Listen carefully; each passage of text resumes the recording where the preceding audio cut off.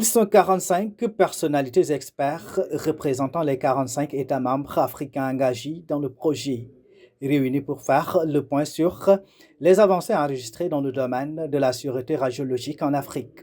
Cette rencontre constitue une étape importante pour évaluer les progrès réalisés, partager les expériences nationales et identifier les actions concrètes susceptibles de renforcer davantage les infrastructures de sûreté radiologique à l'échelle du continent.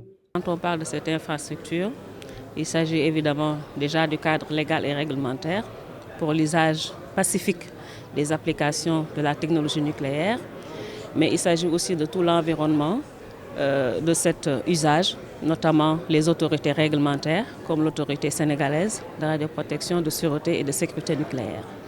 Dans tous ces pays, il y a cette autorité qui existe et qui est chargée du contrôle de l'usage pacifique de ces technologies nucléaires.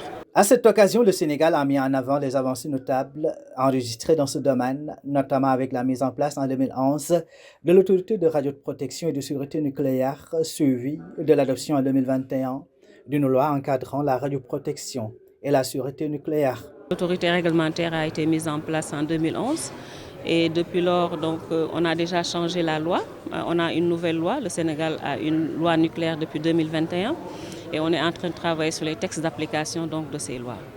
Et on a vu aussi le progrès significatif de l'usage de ces technologies nucléaires au niveau donc, du Sénégal. Dans la médecine, vous savez que vous avez au niveau des hôpitaux le traitement du cancer qui se fait avec ces technologies.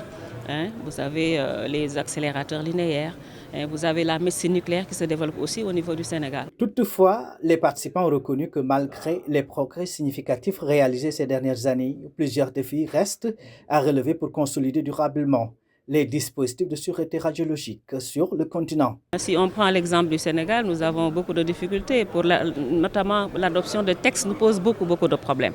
Vous savez qu'avoir des textes réglementaires dans nos pays, ça prend beaucoup de temps. Et sans ces textes, il est difficile d'appliquer la loi. Donc ça, ce sont des problèmes qui existent. Mais aussi, il y a les ressources humaines qui sont un facteur important, puisque ce sont des technologies pour lesquelles il faut avoir des personnes compétentes, bien formées. Selon le directeur par intérim de la division Afrique de l'Agence internationale de l'énergie atomique, l'organisation demeure pleinement engagée à accompagner les États africains dans l'utilisation sûre, sécurisée et durable des technologies nucléaires au service du développement durable de l'Afrique.